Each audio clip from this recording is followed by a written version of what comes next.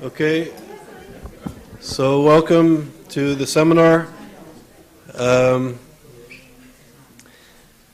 just start the introduction by saying that in the early 1980s, the first semester at McGill University, I took a course in Yiddish literature and met Ruth Wisse. She was one of my first professors at McGill, and incredibly, I think she really took the text of Yiddish literature, which I used to read as a kid, and really brought it alive and just introduced to the class layers and layers of analysis.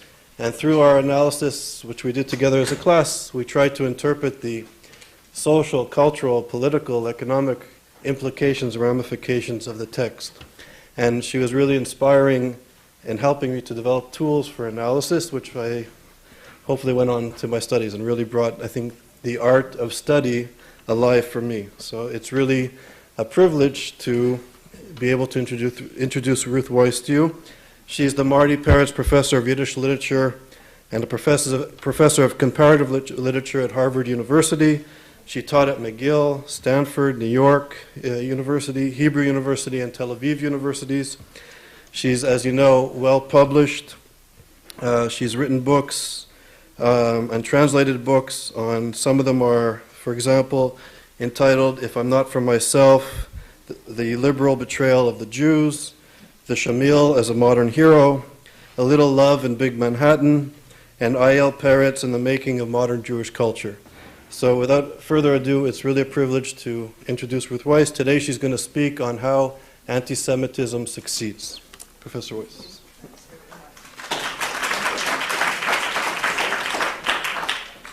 Well, this is a great pleasure for me. When Charles told me about the idea for this center, I have to say I was my usual skeptic. I don't know whether you know the reputation of people who come from Lithuania. My family is Lithuanian in heritage, and we are reputed to be skeptics. But I stand here as someone who has been enormously impressed and moved by what the center has accomplished so far. And I'm really so grateful to you for having founded it. It's an inspiration to those of us at other universities, and also grateful to some of you in the audience who have been instrumental, I think, in helping this center and will continue, hopefully, to do so. So some of you have already heard in this lecture series here many approaches to this issue by some of the best thinkers and actors in the international arena. Let me explain to you my approach. I think that anti-Semitism is primarily a political phenomenon, which requires a political solution. And when people identified a new disease called AIDS, which is AIDS, the Acquired Immune Deficiency Syndrome, you notice that they didn't erect museums to victims of the disease or established courses to trace its history. What they tried to do was to isolate the variables that caused the disease and that contributed to its spread. They identified modes of prevention and went about trying to find a cure. Now, AS, our subject today, anti-Semitism, has an equally fatal impact on the societies that it infects, and yet it hasn't elicited any such response from political scientists into whose domain the problem falls. Political science and government departments spend almost no time on this most stubborn of its problems, and Yale is here the very happy exception rather than the rule. But even here, I think, the university has not said something like, our goal is to eradicate anti-Semitism by the year 2150. Well, why is that? Why don't we approach AS like the crisis that it is? And why doesn't one assume that it too can be contained with the proper antidotes? There are many answers to this rhetorical question. But I have to say I will begin at least by approaching anti-Semitism as a political problem. I'm perfectly aware of many, many complicating factors that contribute to it. religious factors, historical, social, economic, but I believe that it's the political dimension that subsumes all the others. Anti-Semitism entails the political interaction between Jews and anti-Jews. And so my first task here, which is maybe a little different from that of my predecessors, is to understand the political behavior of the Jews. Well, the loss of sovereignty in the land of Israel was the defining political event in the life of the Jewish people. Before then, Judea, with its capital Jerusalem, had been a province of the Roman Empire, paying heavy tribute to Rome, yet conducting its affairs with perceived, if not with complete, autonomy. Despite great discord among Judea's religious and political factions, King Herod had restored the splendor of the temple that served as the center of legislative and religious activity. But many Jews were angered and provoked to revolt by the capriciousness of Roman rule. So in the year 70 of the Common Era, following a 3-year siege, Titus crushed the Jewish uprising and burnt the temple, leveling the city so that, in the words of Josephus, no one visiting the spot would believe it had once been inhabited. 65 years later, Rome put down a second Jewish rebellion with a brutality that deterred any further insurrection. Some Jews always continued to live in the land of Israel, but the vast majority over the next 18 centuries tried to follow the Jewish way of life outside its borders. Now, mourning that great destruction became so intense that it almost competed with praise of God as the central motif of Jewish worship. Rebuild Jerusalem, the holy city, quickly in our time, reads the liturgy that's incorporated into the grace after meals.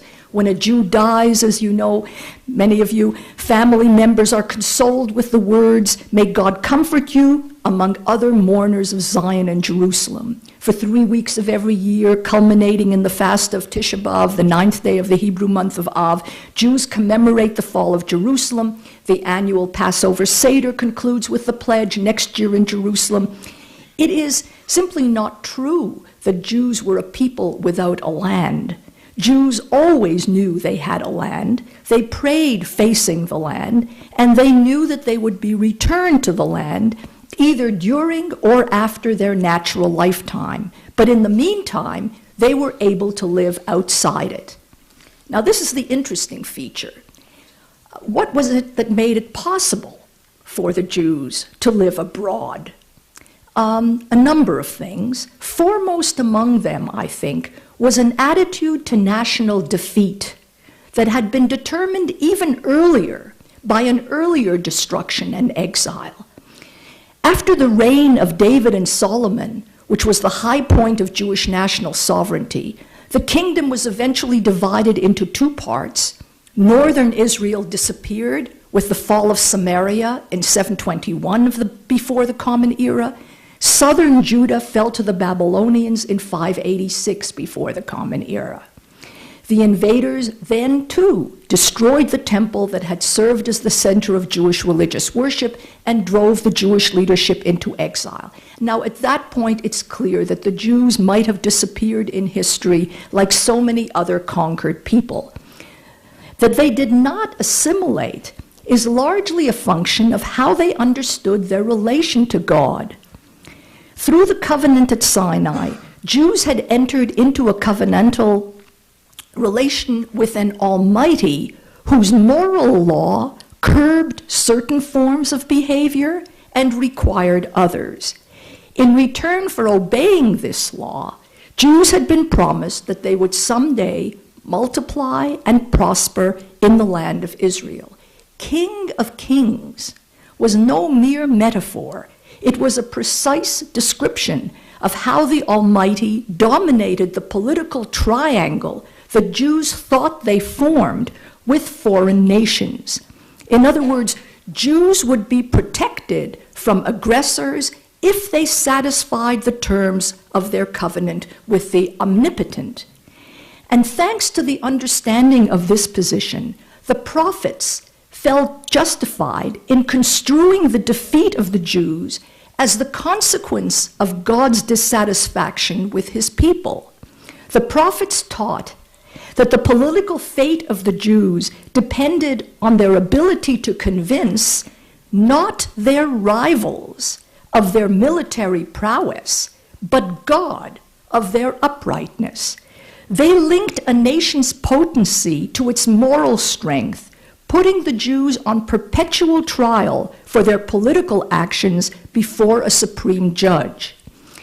By thus maintaining an independent reckoning, Jews did not have to accept conquest by their enemies as any judgment on their staying power. You understand, other nations accepted defeat as the arbiter of their political fate. And Jews obviously recognized the difference between conquering and being conquered. But by situating their politics within a transcendent scheme of judgment, they did not have to give in, they did not have to accede to the verdict of the battlefield. The explanation of military defeat as a consequence not of the enemy's prowess, but of the Jews' failure to please the Lord, insulated Jews from some of the vagaries of war. A temporary rout left open the possibility for an eventual reversal, just as temporary displacement from the land of Israel allowed for eventual return to it. The more power Jews ascribed to God, the more politically independent they became of the power that other nations wielded over them. At the same time, living under the aegis of a God who kept an extended rather than a short-term reckoning instilled a very high level of accountability in Jews, since the behavior of this entire people, their everyday habits, would determine the severity of the collective punishment or the possibility of their collective reward. Oh my God. Believe it or not, I'm the culprit here. It's just too embarrassing. It will stop ringing.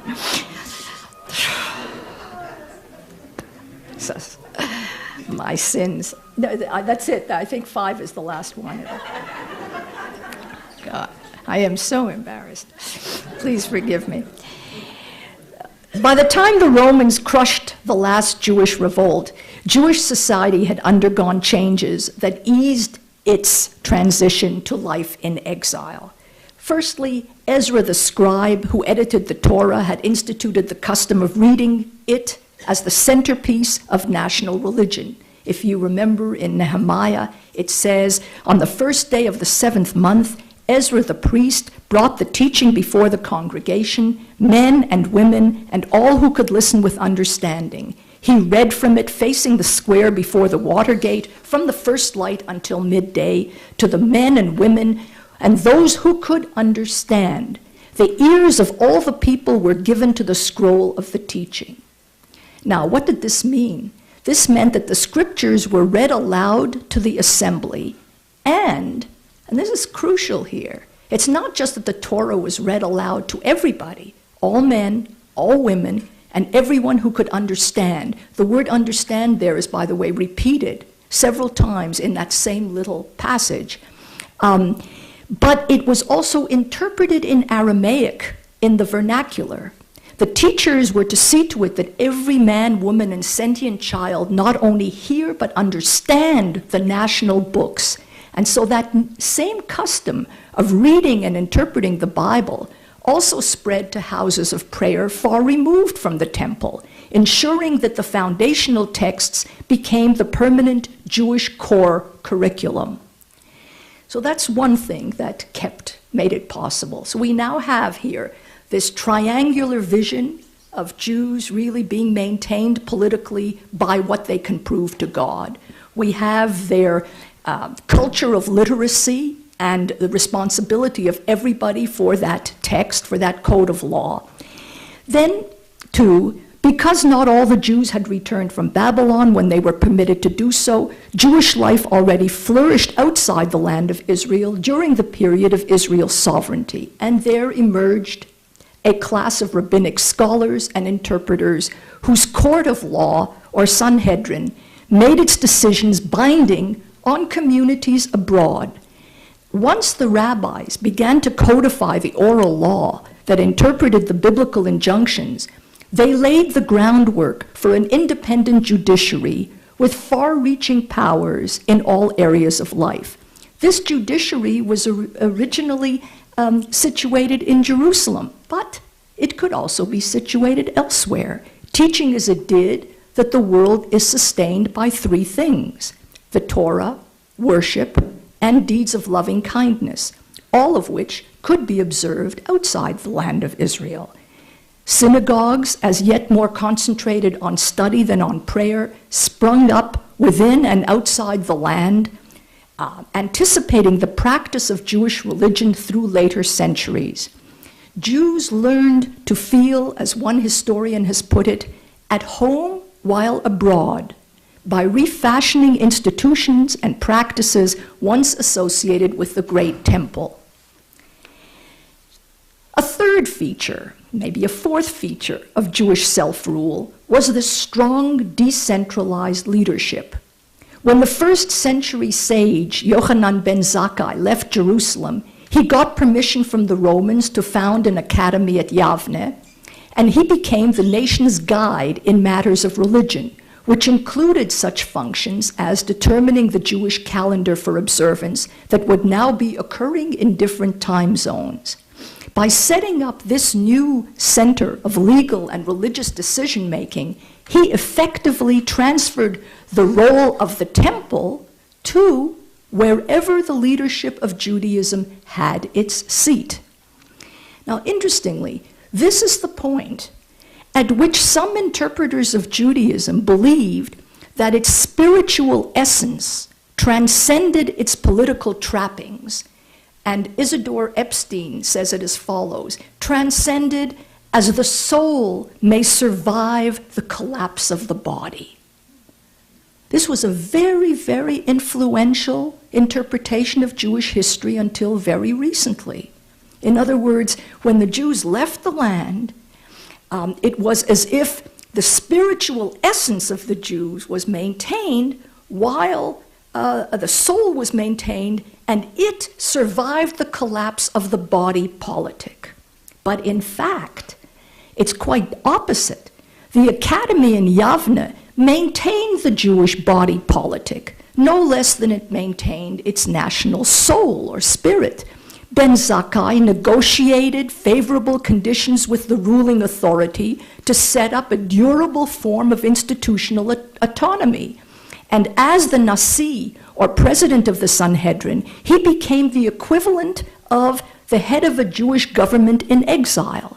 In many respects, Jews were no less political in negotiating life in Yavne than they had been when paying taxes to Rome from Jerusalem. Jewish centers in Babylon thrived for the next 800 years, and the Babylonian Talmud, which was codified at the same time as the Palestinian Talmud, gradually became the more authoritative of the two compendia. The absence of a ruling ministry or national government was not acknowledged as a problem by those who took over the functions of a decentralized leadership. In all, I would say, the Jewish diaspora was one of the world's great political experiments. A nation undertook to live without three staples of nationhood: without land, without central political authority, and without means of self-defense. Jewish communities thrived wherever they were permitted to do so. The 19th century economic historian Werner Sombart noticed that the European Jews had a keen ability to adjust to various cultures and circumstances, and from this he deduced that they were nomads, or as he called them, Saharans, perennial wanderers who mastered trade and commerce in the process of migration. It was an ingenious theory, but it drew the wrong conclusions from accurate observations. The Jews were exceptionally adaptable, but they were nothing like nomads in their habits, in their social organization, or in their cultural inclinations. Nomadic peoples move cyclically or periodically, following the food supply of an agricultural economy, or else fulfilling the functions of tradesmen. Their social, political, and cultural institutions are geared to the habits of frequently relocating themselves. By contrast, Jews manifested just the opposite penchant for sinking roots, very deep roots, and establishing enduring institutions wherever they were allowed to do so.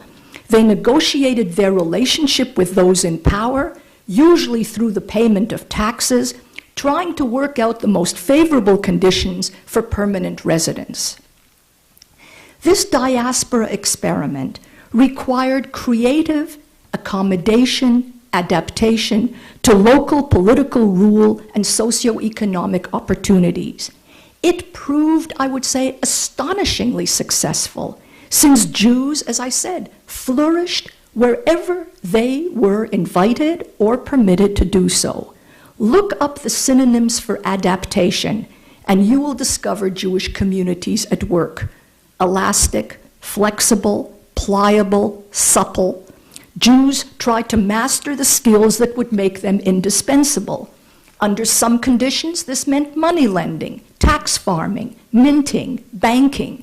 Elsewhere, it meant craftsmanship. They became shoemakers, tailors, carpenters, glaziers, all the trades that are turned into metaphors in the Yom Kippur prayer, Ki hine kachomer biyad hayotzer, that likens material in the hands of the craftsman to the soul of the Jew before God. And if you look at that prayer, you'll see that all the craftsmen really were the craftsmen the crafts the Jews engaged in. And Sela Baron, the great historian, describes how Jews tried to compensate for their political weakness with economic strength, even turning dispersion itself into an asset by developing international trade routes. We could go on. I would say that the description of this, what I call this great political experiment, is a joy, just to see how extraordinarily well it worked. But built into the Jewish political condition was the inability to protect whatever it is the Jews attained or achieved. At some point or other, a change of authority, a threat to the kingdom from a foreign attacker, the uprising of a restive underclass, or some other destabilizing political event would force or persuade the ruler who had until then given the Jews their protection, would persuade him to withdraw that protection, or else to initiate or to join in the assault against them. And at this point, we shift our attention from the politics of the Jews to the politics of the anti-Jews, to see why Jews were assaulted so brutally and so often. Extrapolating from many situations, the historian Gerson Cohn noted that the safety of the Jews will always depend on a society in which their interests are guaranteed and maintained, but that any breakdown of the social discipline within such a society exposes Jews to resentment and danger. And he pays special attention to populist eruptions against the Jews that rulers and clergy are powerless to check. He draws examples from the Jewish community of Elephantine in Upper Egypt, which was destroyed in 411 before the Common Era. The Jews of Alexandria in 37 of the Common Era, the Crusades of 1096, the Spanish riots of 1391, the Ukrainian pogroms of 1648-49, to show how in each case Jews were sacrificed by their former protectors to the violence of the mob. Jews had visible power and goods to tempt their assailants, but no means of defending that power and those goods once their political shield was withdrawn. So here is the rule of thumb. It was always profitable to take over Jewish power and property, and there was never any political cost to be paid for doing so. Jews became a no-fail target. And it's very interesting how they interpreted this. Jews have always interpreted their history as, we are indestructible. Am Yisrael Chai. We pick ourselves up and we go on. That's the way one sees it. True? True. But other nations saw it from exactly the opposite point of view. They saw that the Jews were continually destructible wherever they were. Now, Cohn's analysis stops in the year 1648, but in fact, the situation entered a new phase 2 centuries later, at the very point that one was entitled to believe that political progress was underway. After all, Enlightenment and emancipation introduced the idea and the practice of democracy that ideally guarantees equal rights and opportunities to every citizen and allows governments to be run by the governed. This is a wonderful moment in human evolution, but it had very unexpected consequences. Once upon a time, Jews had only to convince the king of the good they could do to the kingdom in order to win his protection. Now, even kings had to satisfy their constituencies. Leaders had now to persuade societies of their right to rule. Governments had to explain their actions to the people. And the story of the Exodus that we have just read, those who read the Passover Haggadah during the Seder, the story of the Exodus is very instructive at this point, because what does it teach us after all? It teaches us one thing, how hard it is to cope with newfound freedom. The Torah, given to and accepted by the Jews at Sinai, is a very strict code of behavior. And free people have to follow that strict code in order to become civilized. So Jews had this constitutional culture from the beginning, with the goal of universal literacy, with emphasis on individual accountability. But the nations of Europe, undergoing democratization, industrialization, urbanization, secularization, tremendous increases in personal freedom, were composed of individuals far less accustomed than the Jews were to the self-discipline that such changes require. Now, as someone here was saying before, anti-Semitism itself, anti-Semitism, our topic, was introduced in the 1870s as a political instrument to address this very destabilized situation. Wilhelm Marr's popular pamphlet, The Victory of Jewry over Germandom, institutionalized anti-Semitism as a political ideology and a political movement. Marr had started out as a radical, and he remained a maverick. He had terrific political instincts. I think he's the kind of person, if you'll forgive me, that American candidates for office snap up to be their paid consultants. He was among the first to recognize the uncommon power of anti-Jewish agitation, of what we would call negative campaigning. He noticed how successfully Jews were beginning to enter the mainstream of German politics, and how their political handicaps, such as decentralization and lack of military power, had been turned to contemporary advantage. He writes, this is very interesting, "The Jews did not come to us as conquerors with the sword. They did not have to. Emancipation had allowed them to use their cunning to conquer the new country from within. Since by virtue," I'm still quoting here, "since by virtue of our tribal organization we can never attain the energy of initiative present in the Semitic race, And since an armistice in the history of civilization is impossible, there opens before us the prospect that someday the Jews will use the law and the state to attain a feudal domination over us. We, Germans, will become their slaves. So Marr warned that thanks to emancipation, Jews had already become the leading superpower. He is terrified. He says, in Germany, it's not Jewry that has merged into Germandom. Germandom has merged into Jewry, merged to the point that the spokesman for German patriotism, for acceptance of the new Reich, for our parliamentary and even our church battles are Jews. Now, notice that this attack against the Jews is defensive in nature, defensive in Marr's instance as a system that has gone haywire. So Marr crafted a politics of explanation for all the dislocation and anxiety of modernity. And this was simultaneously a politics of blame. The church has lost its authority. It's the fault of the Jews who are destroying our religion. Parents are losing control over their children.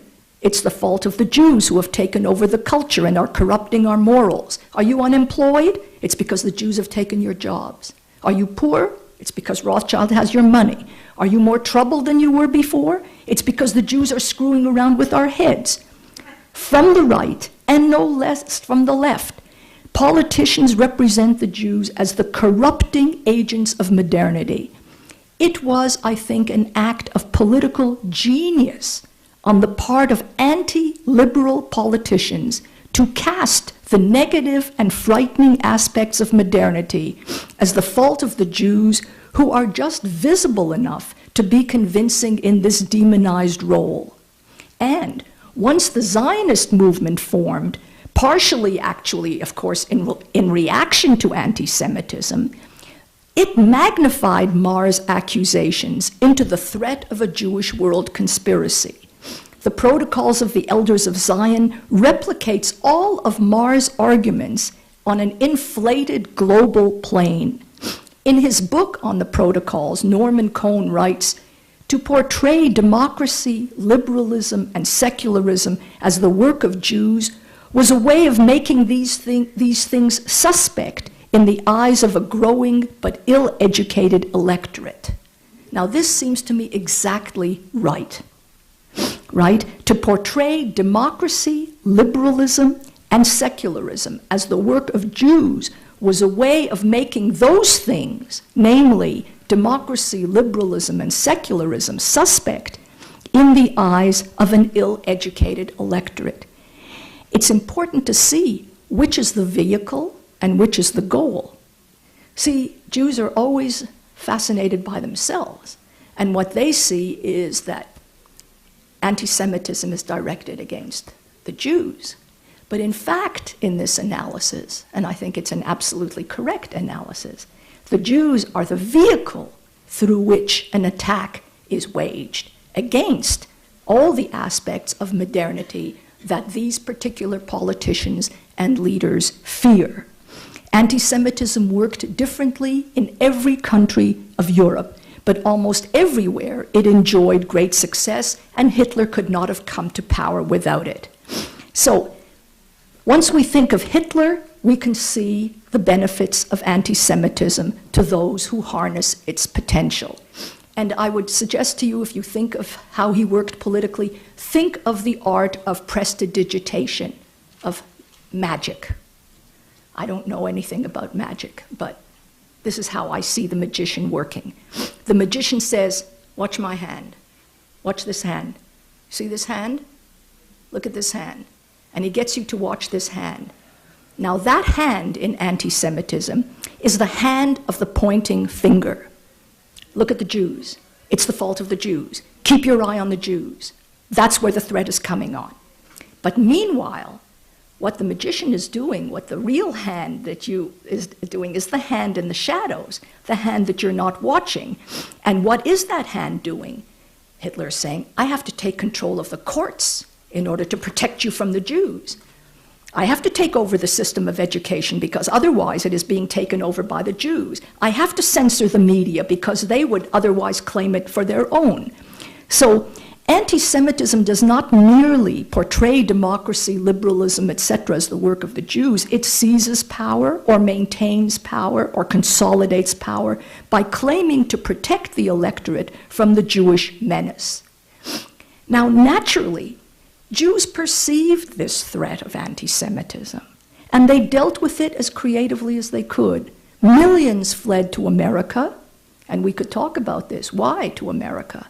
Well, in America, constitutional culture was more substantial and fundamental than almost anywhere else on earth. But others, like Theodor Herzl, understood that at a time of emerging nation states, Jews must also reclaim their land. Zionists concluded, very reasonably it seems to me, that the Jewish diaspora was the root of the problem. Normalize the Jewish homeland, and you would eliminate the cause of anti-Semitism. Jews would then have their own place, they would interfere with no one, and they would be out of harm's way. This was a very logical inference, and it did allow eventually for Jewish self-defense, which Jews had not had before.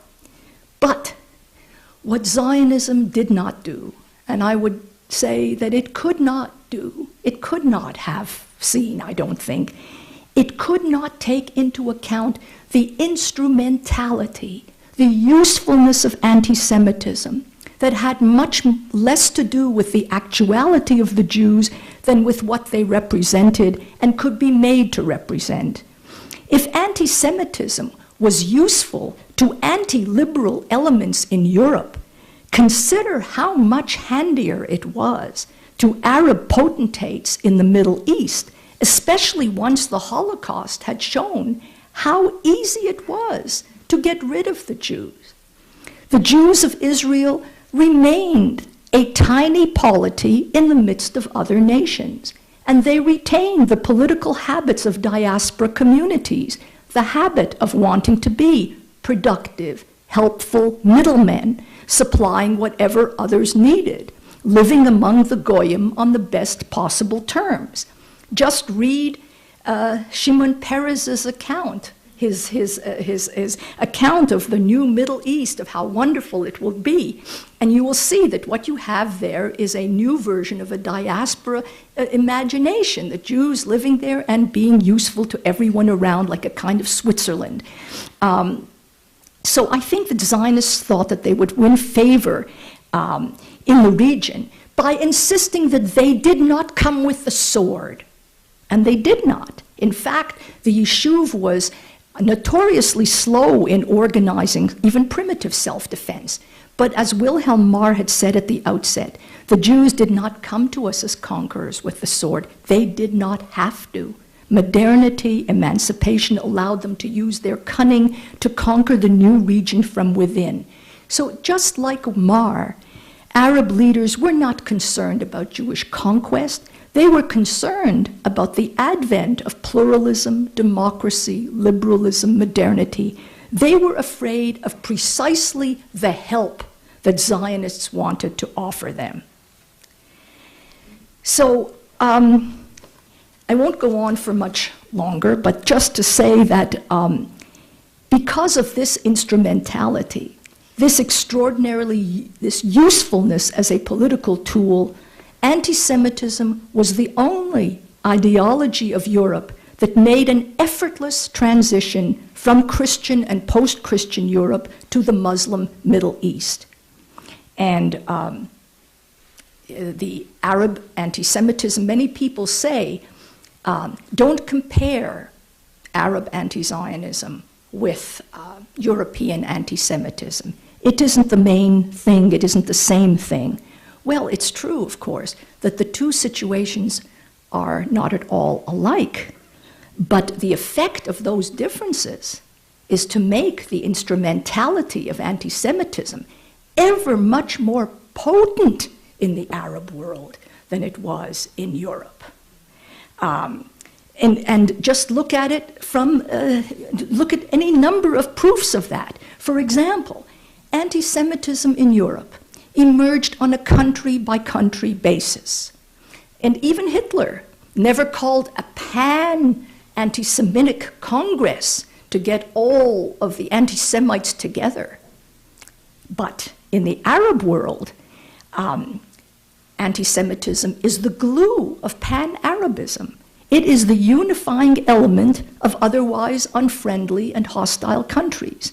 Secondly, anti-Semitic boycotts of Jewish stores and businesses in the 1930s were sporadic features of nationalist politics, but the Arab League organized its boycott of Jewish, by the way, Jewish, not Israeli, products and manufactured goods systematically and internationally, and forced countries to abandon commerce with Israel.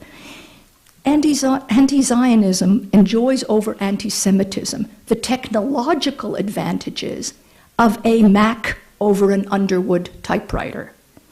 Hitler, if you remember, had to function as his own impresario. He had to do these giant rallies, the trouble he had to go to manufacture these great anti-Semitic moments. But Arab rulers use weapons of mass communication. And I'm sure that from this series you have been exposed to many of them. And so on and so forth. The casting of the Palestinian refugees as permanent refugees is, of course, the greatest weapon that anti-Zionism has over anti-Semitism. And this is why the Arab rulers have kept a whole part of the Arab world hostage to their war against the Jews. And what's more, they have conscripted the United Nations as the main pulpit of anti-Semitism on an international basis. So you can see why anti-Semitism has grown ever more pervasive. So why does it succeed? Well, it attacks a tiny polity with an enormous image, ascribing to Jews or the Jewish state the blame for everything that it fears. Everyone here knows the power of negative politics. I don't have to tell you. When Americans think of negative politics, they think of who does it better, Lamont or Lieberman, right? Bush or Kerry, opponents facing off against one another. But consider, Jews do not behave like combatants in the war against them because they have no incentive to attack the party from which they seek acceptance. The example I would use to you is think of Coke and Pepsi. If Pepsi spent 60 years running ads about Coke being overpriced poison, and Coke had never taken out a single ad against Pepsi, I would like you to consider how long this wonderful product would stay on the market. So, there never has been, and there is not, an Arab-Israel conflict. And I think that every time we use that term, we obscure the unilateral Arab war on Israel that can only be halted by the side that initiated it. Anti-Semitism works because Jews have no incentive to fight back in kind. You have a society of blame that is attacking a society of self-blame. And I began by comparing AIDS to AS. Two diseases, one of the body, the other of the body politic. But whereas AIDS attacks its carriers first and foremost, the carriers of anti-Semitism are not its first or obvious victims.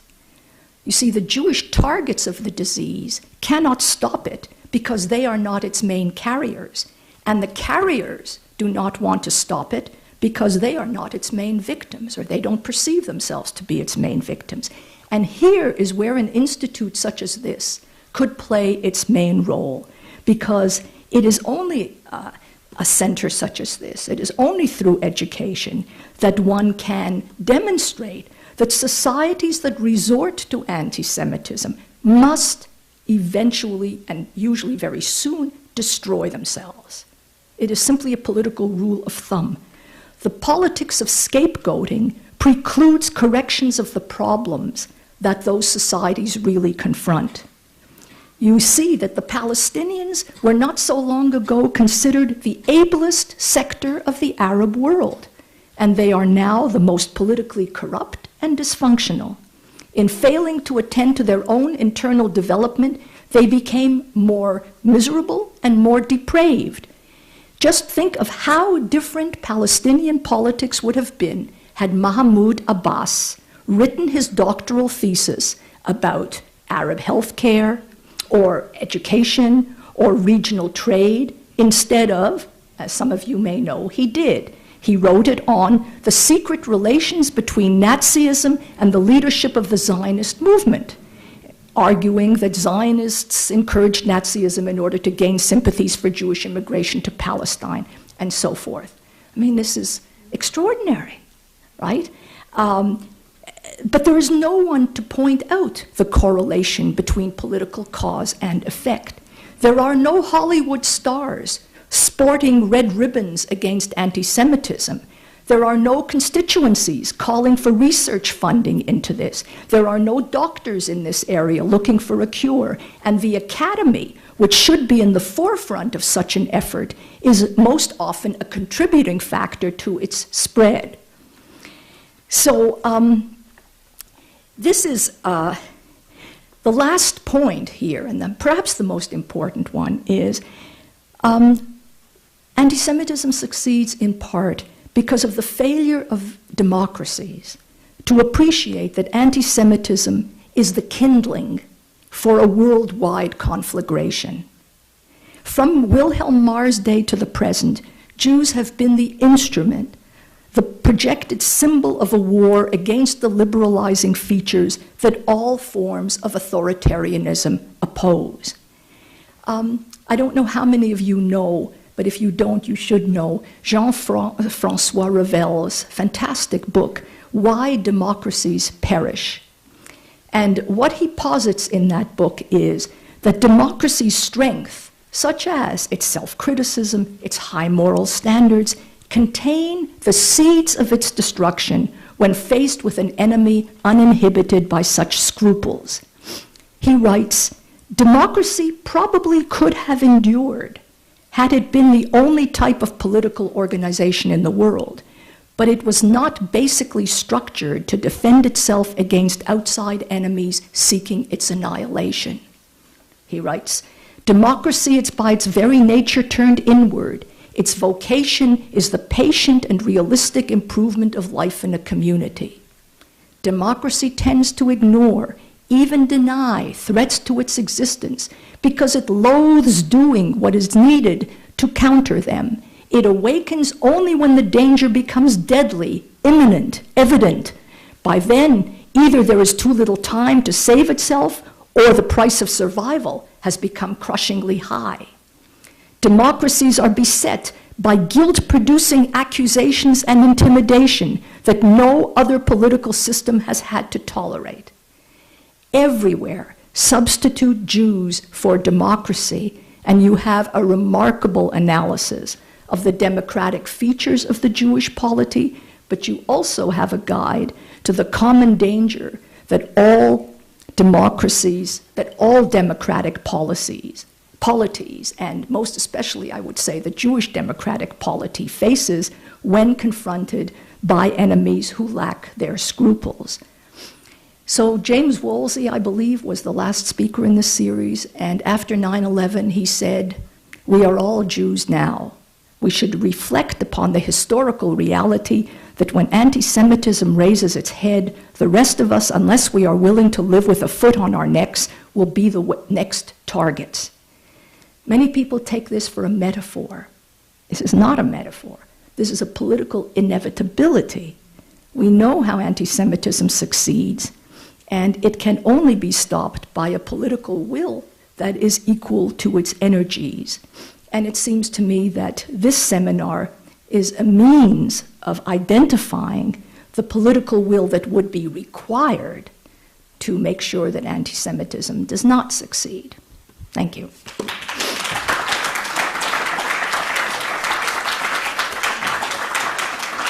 went a little bit over, I think, time.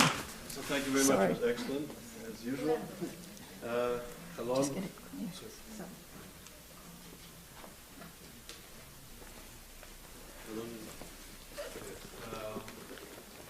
was very elaborate, and I actually learned a lot, and I still have a very basic question. Sure. Of all nations, why picking on the Jews? After all, the Jews, as we said, were not like a big empire, were not any severe threat that there seems like, from possible enemy that can, topple the regime. Or how come we don't see any similar example against another group of people? Well, I mean, this is what I'm trying to explain. As a matter of fact, Thomas Sowell, sociologist, and other anthropologists have pointed out that there are very great similarities to the middleman position of the Jew and other middleman minorities, what he calls middleman minorities. And he points out that all those middleman minorities are vulnerable, no matter where they are. It's true. I mean, you take a look at economic history and political history, and you see that those minorities, Chinese, Koreans, whoever, who play those middleman roles, do attract a certain enmity for the reasons that I have shown. They are very successful. And he goes even farther. Because of the kind of success that they attract envy and so forth. Sowell makes the case because he is trying to prove that anti-Semitism is not, that the Jews are not generic. That this is not, he's trying to prove that this is you can abstract this into a higher level of applicability. But he's not right, because even though the same technique that I'm describing here works, all those constituent elements are added to, in this case, by the religious history of the Jews, history of Christianity in relation to Judaism, the history of Islam in relation to Judaism, and the fact that the Jews, the longer the Jews have persisted, the more this myth of them, the more this political opportunity has grown. So anti-Semitism is what drives this at this point. And my point is that anti-Semitism grew out of this Jewish political condition, but it is a kind of a freestanding, extraordinarily powerful ideology that now functions in the world almost, I would say, independently of the Jews. Right? It has outgrown the Jews. And what people don't understand is that, you see, people are almost relieved that anti-Semitism, it only attacks the Jews. Why should anyone else on campus worry about the attacks of Arab students against the Jews? Well, Jews will take care of it, or they won't take care of it, but it's not my concern. If one understood anti-Semitism's function, one would not be so debonair about it, because the Jews are ultimately too small to contain the political aggression and violence that anti-Semitism ultimately foments. They are always going to be too small to contain it. It is always going to burst over its banks. To pick up, I think, on a similar point, I think you made really, whatever it's worth, really important contribution and points. And you stated that historically Jews have been sacrificed to the violence of the mob. And you also spoke about how Wilhelm Marr viewed anti-Semitism as the Jews not entering into society with the sword, but taking over the culture and taking over the society and corrupting it. So these are two very important points. And that anti-Semitism was also a vehicle against modernity. And it seems to me that this is precisely what's happening in the Muslim Islamic world. That you spoke about pan-Arabism, but I think there's even a shift from pan-Arab nationalism to sort of radical Islamicism, where this is really happening in a very powerful way. So my question is, do you think that Israel, the small polity of Israel in the midst of this, maybe being on the front line of this social movement, do you think that Europe is tempted to sacrifice Israel to the mob? Do you think that anti-Semitism, so how would you evaluate this contemporary threat of anti-Semitism? Well, it's, I mean, you put it, everybody nods in agreement as soon as you say it that way. There is something of that. Of course, there is something of that in this country, too. As you know, there are voices that say, what is this coming to the defense of Israel? It's as if, President Bush today or President Roosevelt and Churchill in their day were coming to the defense of the Jews. So they say, well, you're not going to enter a war on the side of the Jews. But the point is here exactly right, that you see the democracies have to come in on the side of the Jews. It's not that they wanted to. You know that Churchill might have loved the Jews very much, but he would not have gone to war for the Jews, and he never did. He didn't lift a finger to bomb Auschwitz, as he could have. Nobody was fighting. And did President Bush go to war for Israel? Of course not. But because of the nature of anti-Semitism, democracies have to come in on the side of the Jews. But why do I say have to come in? Because they have let it go for that long. Because they have let it go for that long. Because they didn't come in sooner. And to my mind, the most extraordinary thing about President Bush, and he has not articulated this sufficiently, but this is exactly what Woolsey articulated for him, is that President Bush did come in earlier. He did come in earlier. In other words, this country knew that it would have to go to war. This war that is being fought, I hate to be, is not an elective war. The timing of it was elective, but it is not an elective war. This is a war that this country is going to have to fight. It's just that the longer one wanted to let Israel bear the burden of it, the more violent that part of the world was going to become. And the more Israel was pushed to make concessions, and by the way, the more Israel volunteered to make concessions, the crazier the aggressive forces against it become. It seems to me that these are political rules of thumb, right? So I would say yes, and Europe is playing an extraordinarily dangerous game in this.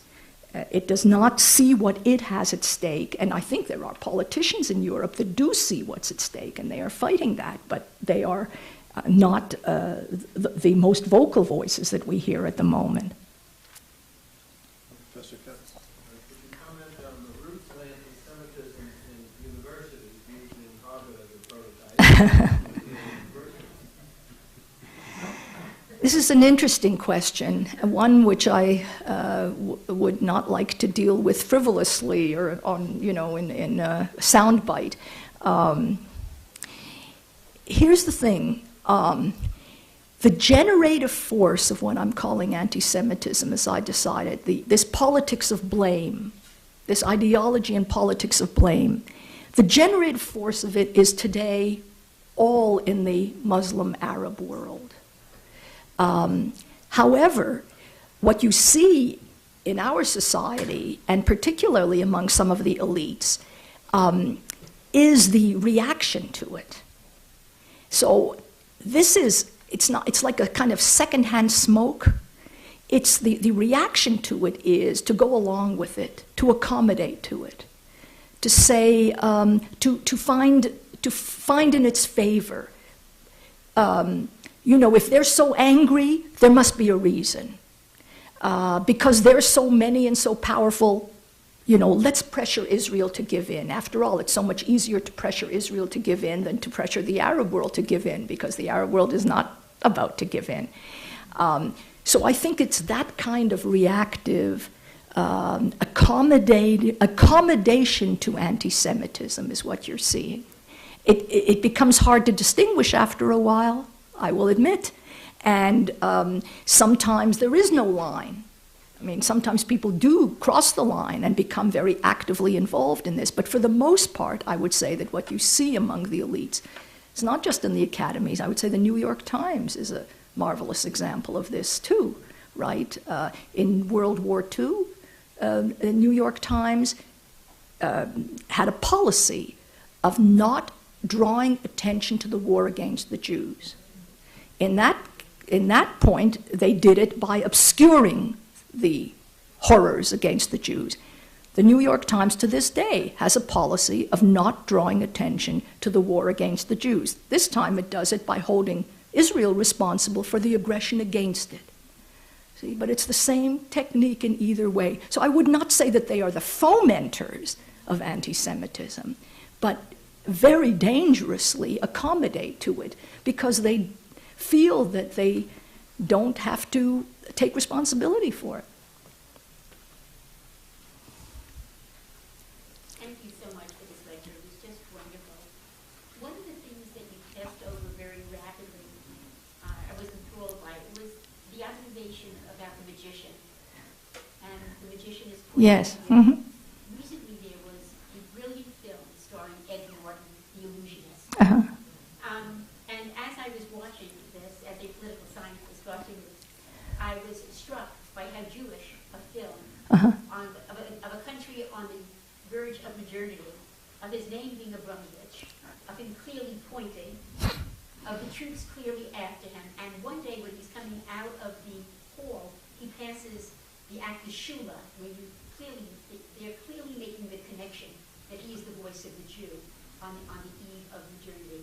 I was wondering why, in your opinion, if at all, there was so little discussion about this very important film that contains so many of the brilliant elements that drew our attention. This is so incredible because I have not seen the film, regretted not having seen it, and my husband and I just took it out last night.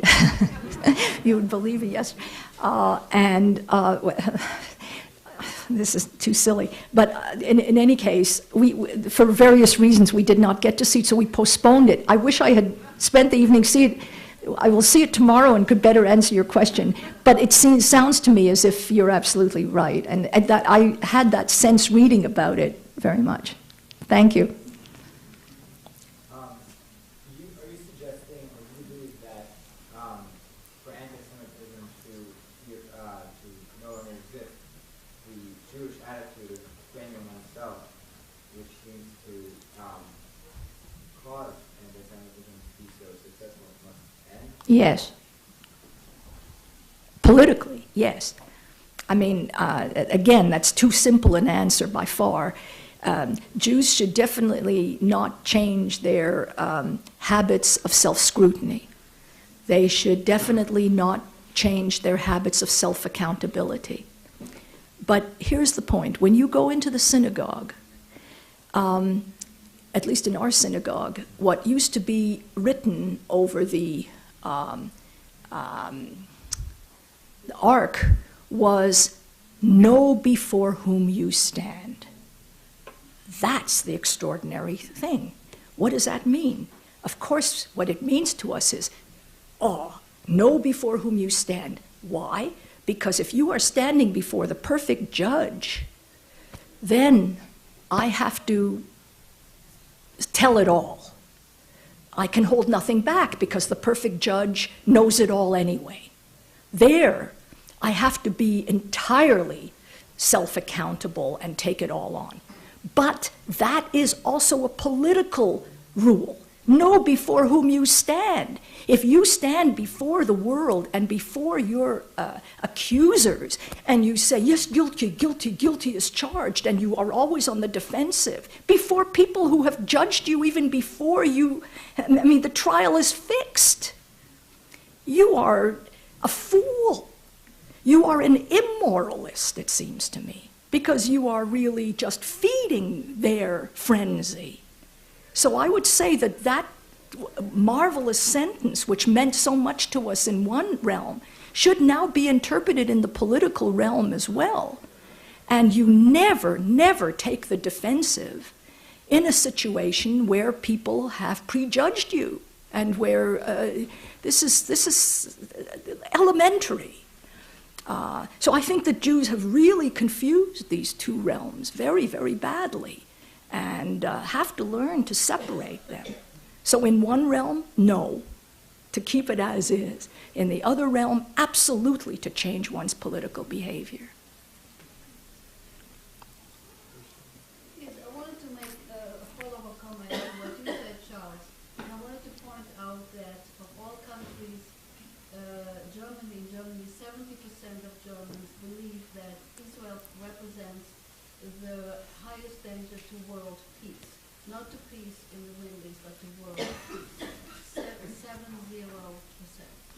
Well, this is also Again, I want to add that it's many. a nation, I grew up there, which is just steeped in finger pointing. Yes, well, a lot of this. Pastime, not to self-reflect. Well, yes. To always point to blame others. Well, I think that there's a point here that lies behind your point, which is an interesting one to emphasize, that multiculturalism in our midst, I mean, I don't know what other people mean by it, but the way it functions is basically, I always think of the Beatles song, that used to be also on Sesame Street is where I saw it. Sesame Street used it, you would see 5 little heads, each of them a different color, and everybody would be singing, all together now, all together now, all together now, all together now, all together now.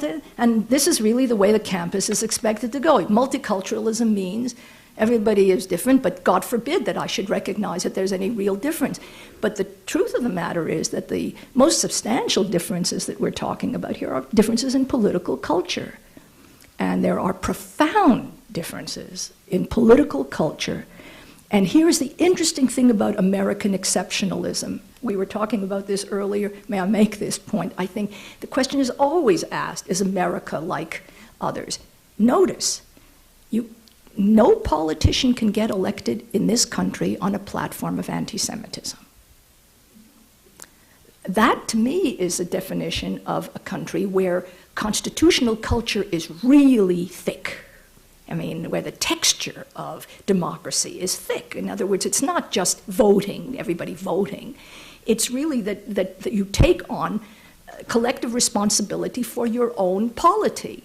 So Democrats blame Republicans, Republicans blame Democrats, and now I think politics is pretty nasty in this regard, but at least the two of them understand that together, these two sides have to resolve how to run this country. But you notice that people who have tried it, it's not that politicians in this country have not tried it. People have tried to resort to anti-Semitism. It doesn't work.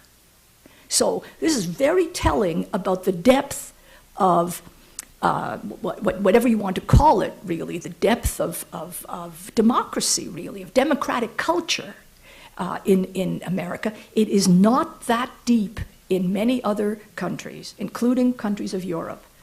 And where it's not deep, anti-Semitism is always available. Your comments, especially in the historical setting, ignored one central point, which is the religious point. Jews, Christians, and Arabs. This surely is an important component of this battle, especially historically. And it was totally ignored. Absolutely right. And I've written a book on which this talk is based, called Jews and Power, and I make your point exactly, that yes, I began by saying that there are many other dimensions, and the religious one is extremely important, but I want to focus on the political point, and without at all ignoring the components of the religious. Obviously, you can place them into this. You can weave them into it. But what disturbs me, I didn't even allude to this. What got me started on this subject was that the view of Jewish history until very recently was that Jews, after the destruction of the temple, had no politics. You see, as I said, that it was as if the soul arose from the body. And for example, Selah Baron, my marvelous teacher, writes about the social and religious history of the Jews. Notice, the social and religious history of the Jews. What does that tell you? He's not writing about the political history of the Jews. And this is very recently have people begun to understand that Jews have a political history, and that in fact our political history may be at least as important as our religious history, because the religious history is much more important to us, but the political history is what has made us central to the whole world at this point. So I think it's to that we have to begin paying some attention. But I mean, I thank you very much. It is a lacuna. You're absolutely right. I guess I want to reflect on a what if, because in talking about the polity as you discuss Jewish history, what if there hadn't been the dispersion and that we had defeated the Romans and remained in control of Israel? Are you suggesting then that there would be no anti-Semitism at all? Because we would have our own polity and we would not have had to have the soul, as you say, rise from the body and become independent. And so in that regard, what I'm asking Dr. Wisse is that, are you suggesting on some level that we have brought about our own anti-Semitism? I can't tell you how grateful I am for your question, because in writing this book and giving this talk and making this point, this is my overriding fear, that this will be interpreted. If my point is that the Jews should not blame themselves, how is it that I seem to be doing nothing but holding the Jews responsible for their fate? This is a real conundrum, and here's how I would respond to it. Of course, I don't hold Jews retroactively accountable, and I would say that that's what I meant by experiment. Jews launched in history one of the world's great political experiments. And from one point of view, I would really like to stress, and in the book I tried to do that, how extraordinarily successful that experiment was. You know, Jews were, Toynbee thought that we were a fossil. I mean, the history of creativity is just unimaginable here, right? And that's why these Nobel Prizes and all the rest of it, who else can adjust to modernity? We are experts at the toughest thing of all, which is adjustment, adaptation. That's a result of that experiment. However, it had consequences. Those consequences, an experiment, you cannot see in advance in an experiment what the consequences will be. But if you conduct an experiment, you have to see after the fact what it brought about. That's where we are at. That's the point. So you can't say, no, you shouldn't have launched this, or it would have been better if we... Not at all. But having seen what it led to and where we are now, the most horrible thing would be to deceive ourselves into thinking, oh my God, wouldn't it be wonderful just to become a diasporist people again? Do you know how popular diasporism is in Jewish studies nowadays? Do you know what a longing there is for that? For that idea of that wonderful time when Jews were powerless and so on? I mean, there's a terrific longing for that. This is what I am saying would be absurd.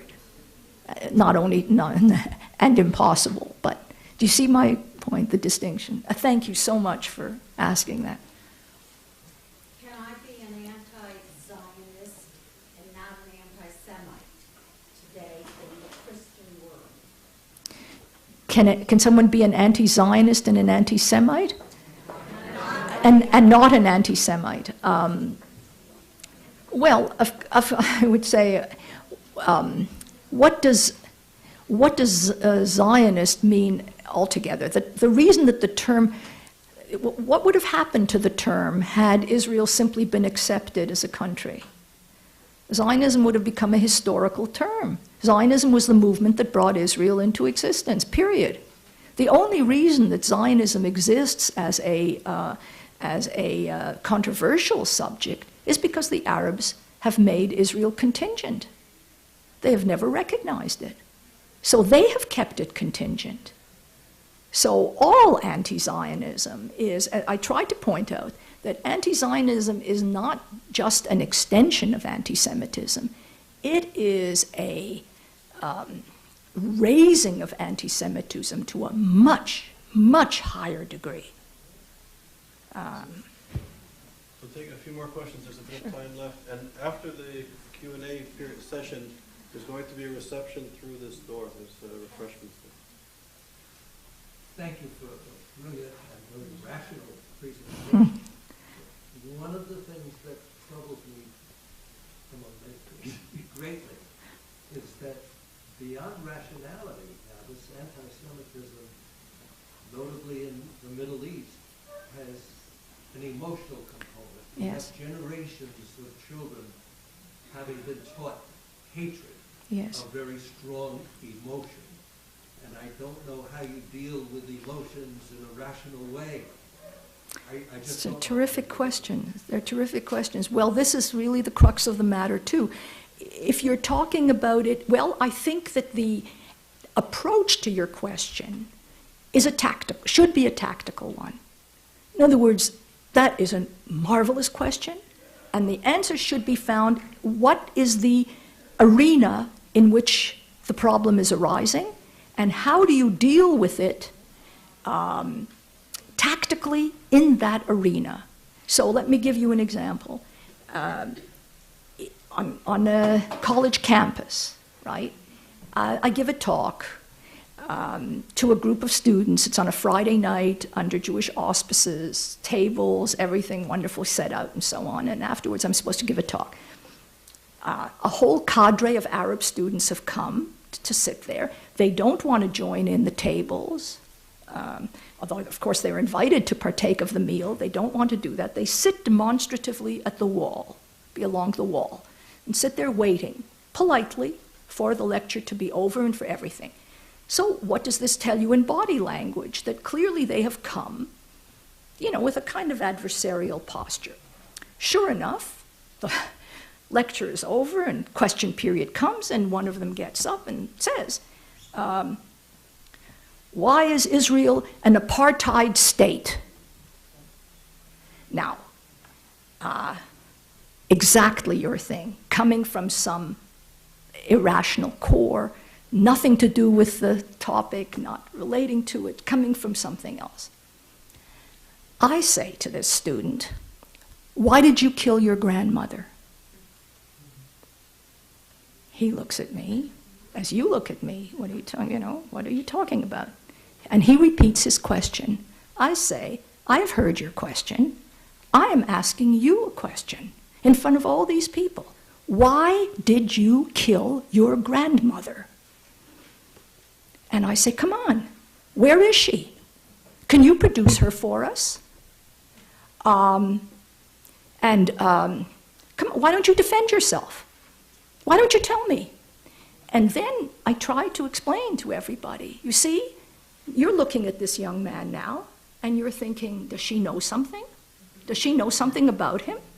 Suddenly you're very suspicious of him, and he, my goodness, he has to answer to himself. I said, that is what you're trying to do to me, this is what you're trying to do to the Jewish people, and it will not be allowed.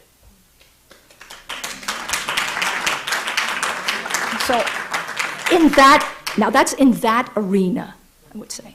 So another arena, you do the same thing. The government of Israel should be capable of doing the same kind of thing in its arena. But that's the problem. That's the problem. Somebody said anti-Semitism and anti-Zionism. But what about anti-Zionism and anti-Israel? And what is the answer to why did you kill your grandmother? Well,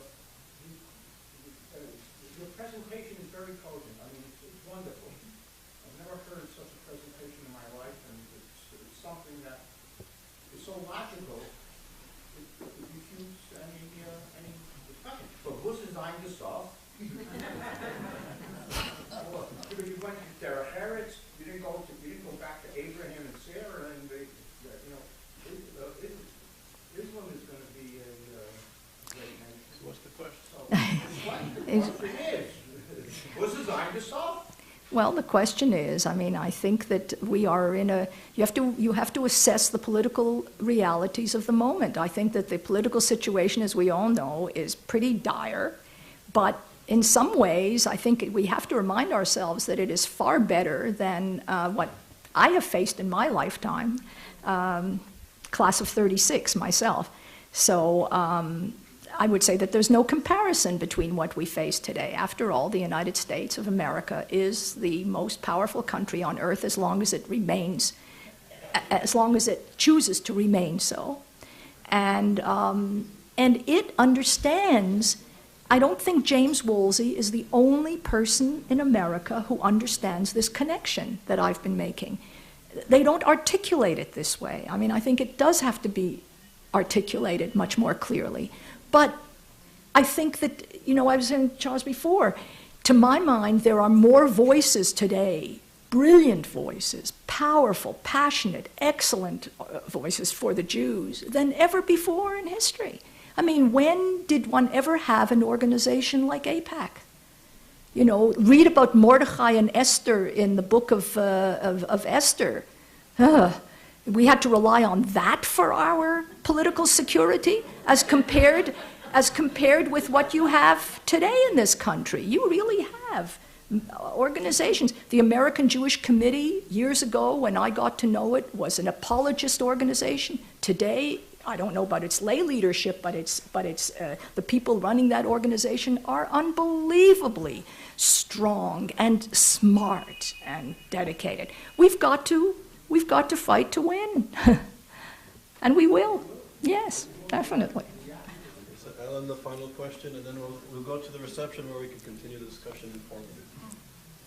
There's a general reluctance to bring up accusations of anti-Semitism. One example that came to mind, especially when you mentioned the triangle religious, is Jimmy Carter's book, where there were accusations that we were accusing him of anti-Semitism when that accusation hadn't been made. And then he smears the Jewish people, and then there are some people mention that, you know, he made, you know, anti-Semitic smears.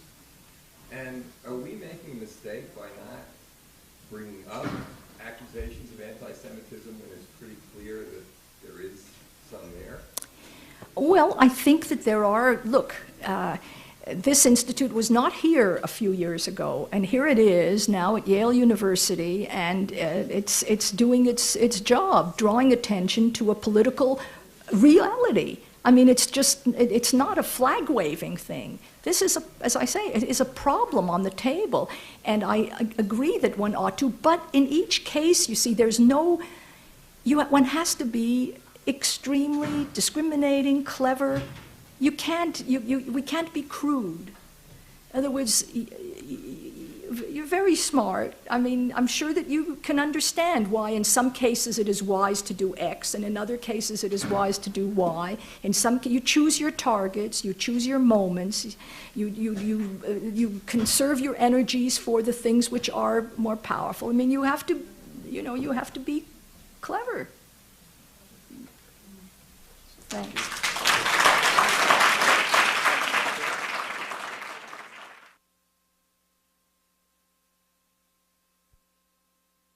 Ms. Ruth Wisse. Today she's going to speak on how anti-Semitism succeeds. Professor Wisse.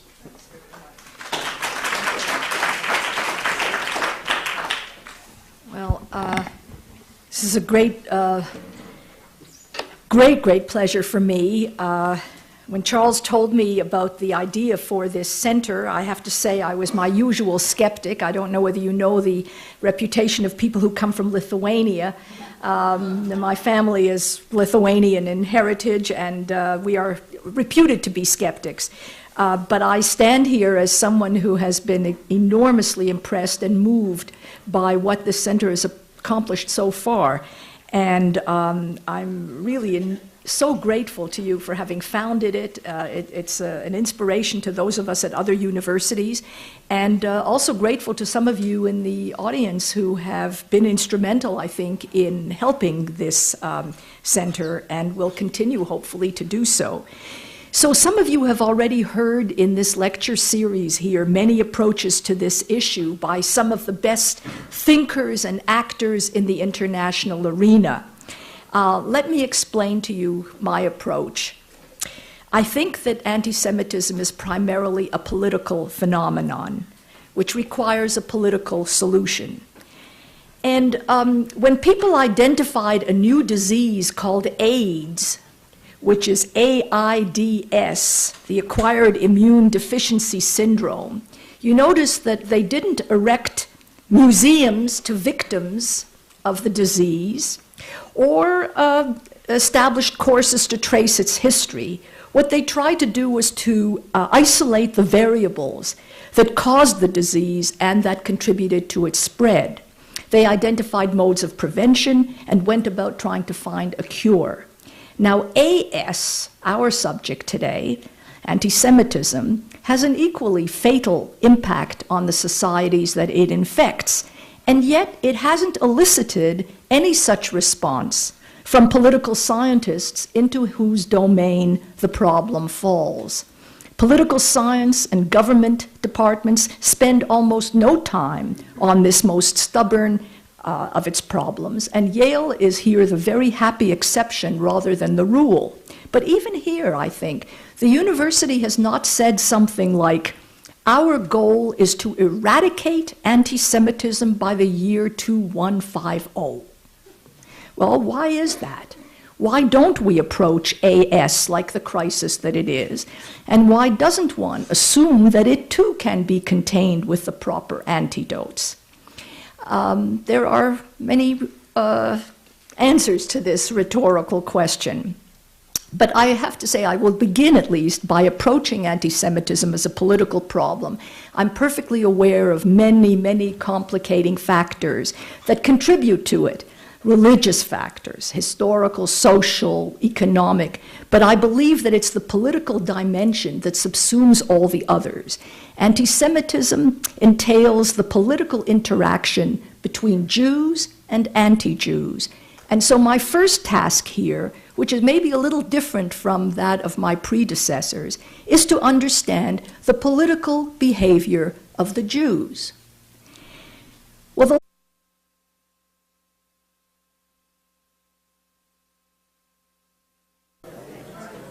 Okay, so welcome to the seminar. I'll just start the introduction by saying that in the early 1980s, the first semester at McGill University, I took a course in Yiddish literature and met Ruth Wisse. She was one of my first professors at McGill. And incredibly, I think she really took the text of Yiddish literature, which I used to read as a kid, and really brought it alive and just introduced to the class layers and layers of analysis. And through our analysis, which we did together as a class, we tried to interpret the social, cultural, political, economic implications, ramifications of the text. And she was really inspiring in helping me to develop tools for analysis, which I hopefully went on to my studies and really brought, I think, the art of study alive for me. So it's really a privilege to be able to introduce Ruth Wisse to you. She's the Marty Peretz Professor of Yiddish Literature and a professor of Comparative Literature at Harvard University. She taught at McGill, Stanford, New York University, Hebrew University, and Tel Aviv universities. She's, as you know, well published. She's written books and translated books on, some of them are, for example, entitled If I'm Not For Myself, The Liberal Betrayal of the Jews, The Shamil as a Modern Hero, A Little Love in Big Manhattan, and I.L. Peretz in the Making of Modern Jewish Culture. So without further ado, it's really a privilege to introduce... Among other mourners of Zion and Jerusalem, for 3 weeks of every year, culminating in the fast of Tisha B'Av, the 9th day of the Hebrew month of Av, Jews commemorate the fall of Jerusalem. The annual Passover Seder concludes with the pledge, next year in Jerusalem. It is simply not true that Jews were a people without a land. Jews always knew they had a land. They prayed facing the land, and they knew that they would be returned to the land either during or after their natural lifetime. But in the meantime, they were able to live outside it. Now, this is the interesting feature. What was it that made it possible for the Jews to live abroad? A number of things. Foremost among them, I think, was an attitude to national defeat that had been determined even earlier by an earlier destruction and exile. After the reign of David and Solomon, which was the high point of Jewish national sovereignty, the kingdom was eventually divided into two parts. Northern Israel disappeared with the fall of Samaria in 721 before the Common Era. Southern Judah fell to the Babylonians in 586 before the Common Era. The invaders then, too, destroyed the temple that had served as the center of Jewish religious worship and drove the Jewish leadership into exile. Now, at that point, it's clear that the Jews might have disappeared in history like so many other conquered people. That they did not assimilate is largely a function of how they understood their relation to God. Through the covenant at Sinai, Jews had loss of sovereignty in the land of Israel was the defining political event in the life of the Jewish people. Before then, Judea, with its capital Jerusalem, had been a province of the Roman Empire, paying heavy tribute to Rome, yet conducting its affairs with perceived, if not with complete, autonomy. Despite great discord among Judea's religious and political factions, King Herod had restored the splendor of the temple that served as the center of legislative and religious activity, but many Jews were angered and provoked to revolt by the capriciousness of Roman rule. So in the year 70 of the Common Era, following a 3-year siege, Titus crushed the Jewish uprising and burnt the temple, leveling the city so that, in the words of Josephus, no one visiting the spot would believe it had once been inhabited. 65 years later, Rome put down a second Jewish rebellion with a brutality that deterred any further insurrection. Some Jews always continued to live in the land of Israel, but the vast majority over the next 18 centuries tried to follow the Jewish way of life outside its borders. Now, mourning that great destruction became so intense that it almost competed with praise of God as the central motif of Jewish worship. Rebuild Jerusalem, the holy city, quickly in our time, reads the liturgy that's incorporated into the grace after meals. When a Jew dies, as you know, many of you, family members are consoled with the words, "May God comfort you,